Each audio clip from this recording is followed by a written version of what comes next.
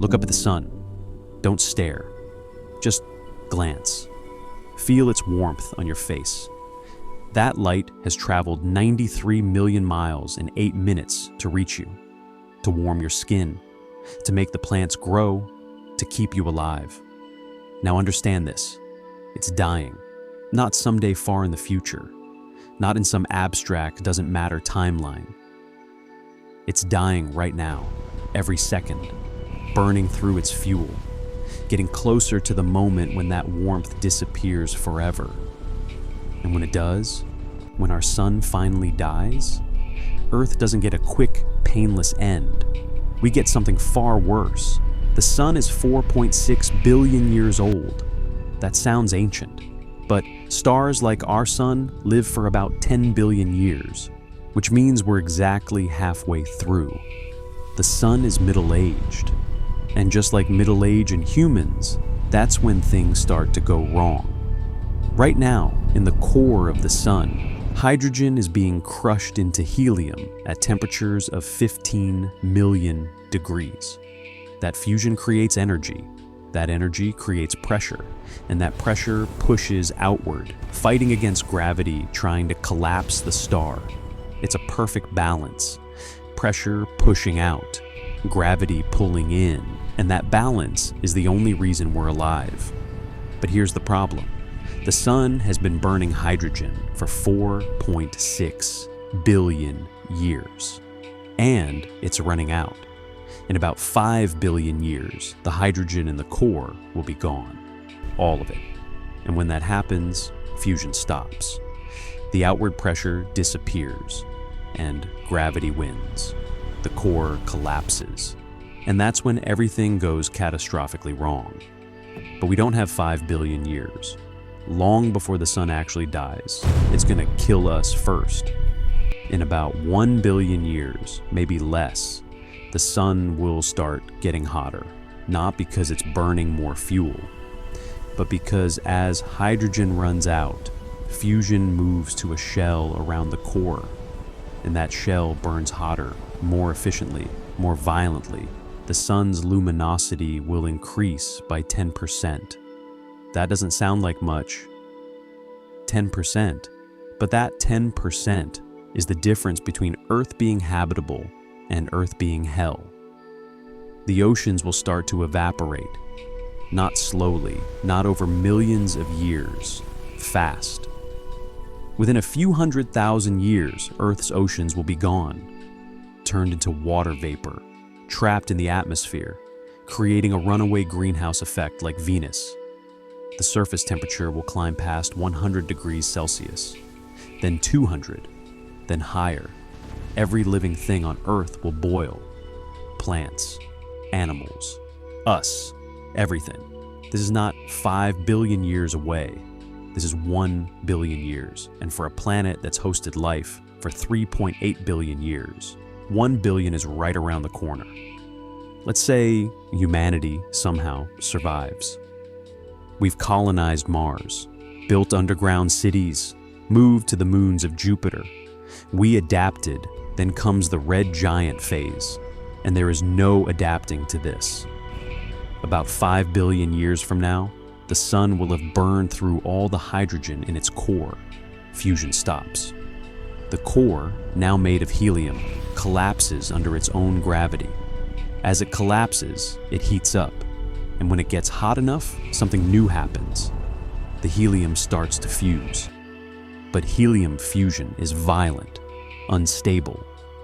The core ignites in what's called a helium flash. In a matter of seconds, the core releases the energy equivalent to the entire Milky Way galaxy. All of that energy, in seconds, contained in a space the size of Earth. The shock wave from that helium flash travels outward through the star, and the sun expands. It swells like a balloon inflating. Slowly at first, then faster. The outer layers of the sun, no longer held down by the core's gravity, rise up into space. The sun becomes a red giant, and it grows and grows and grows. First, it swallows Mercury. The planet simply disappears into the expanding atmosphere of the sun. then Venus, gone, and then it reaches Earth. Now here's where it gets interesting, and by interesting, I mean existential. Scientists aren't completely sure if Earth gets swallowed or not. Some models say the sun will expand to just beyond Earth's orbit. Close enough to roast us, but not close enough to consume us.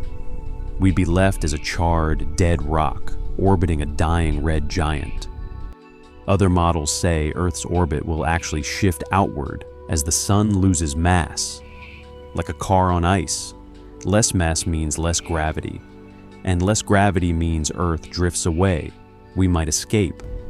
But even if we escape being swallowed, we're still dead. The sun's outer atmosphere will extend past Earth's orbit. We'll be inside the sun's corona.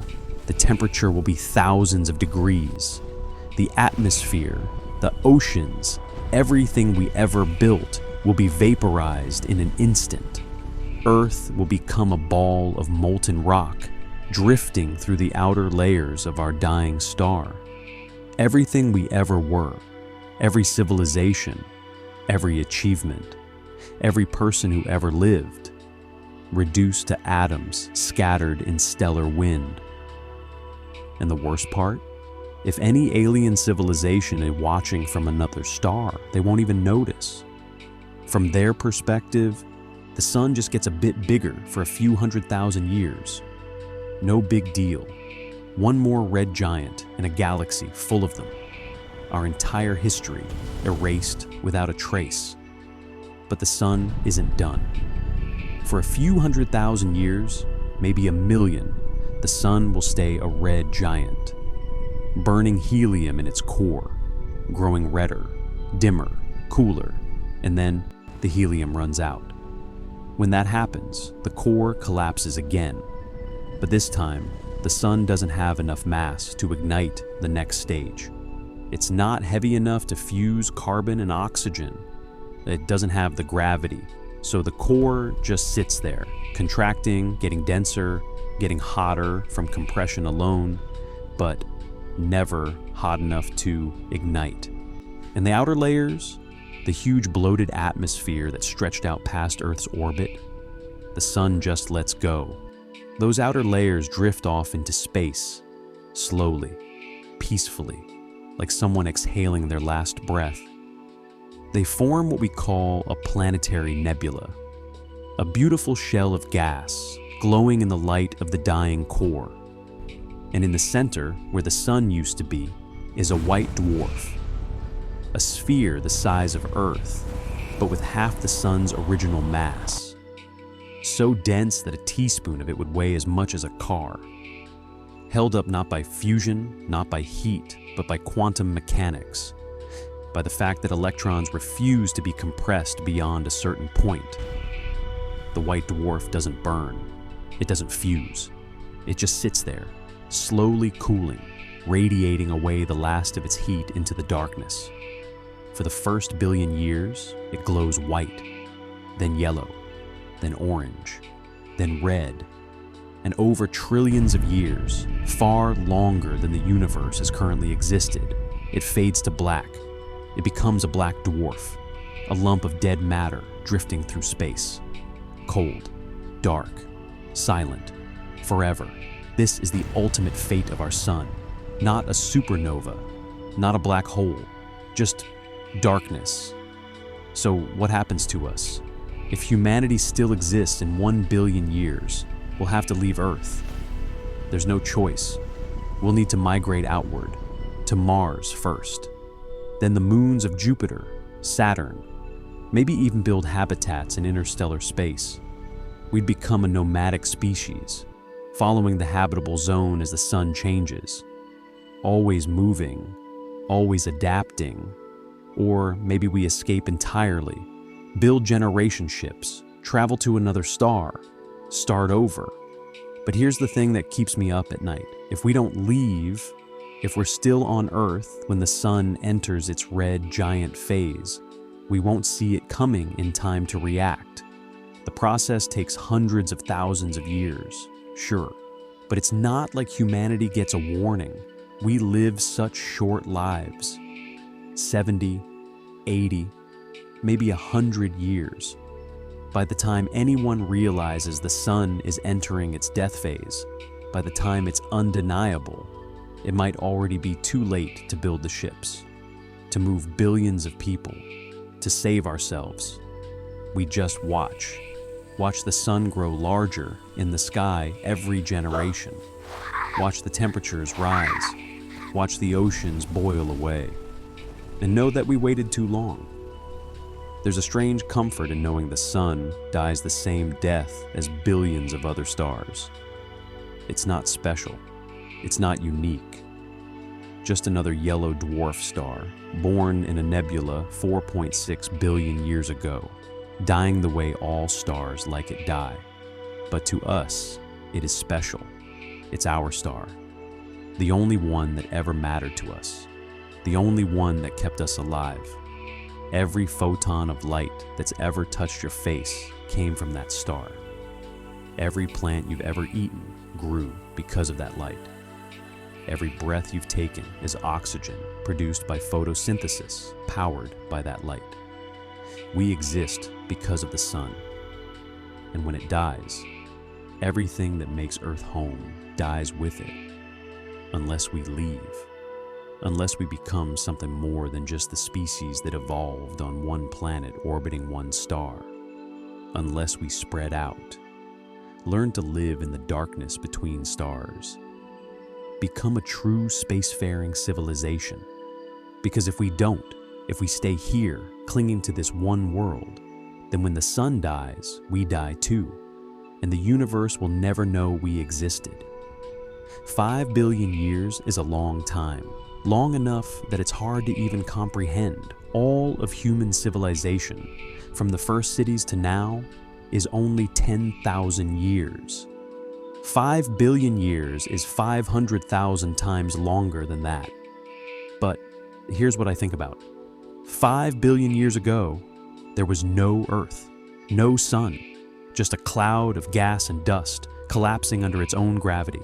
And from that cloud, the sun was born, and Earth formed, and life emerged, and eventually, us.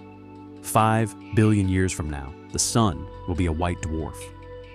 Earth will be gone, and if we're still around, we'll be out there somewhere, around another star, in another galaxy, telling stories about the star we came from.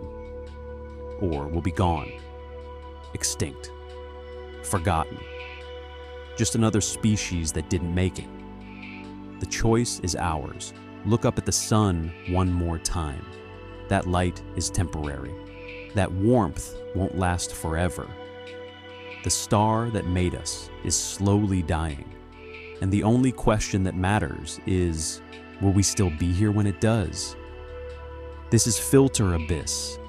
If you want to see what else is waiting for us out there in the cosmos, subscribe.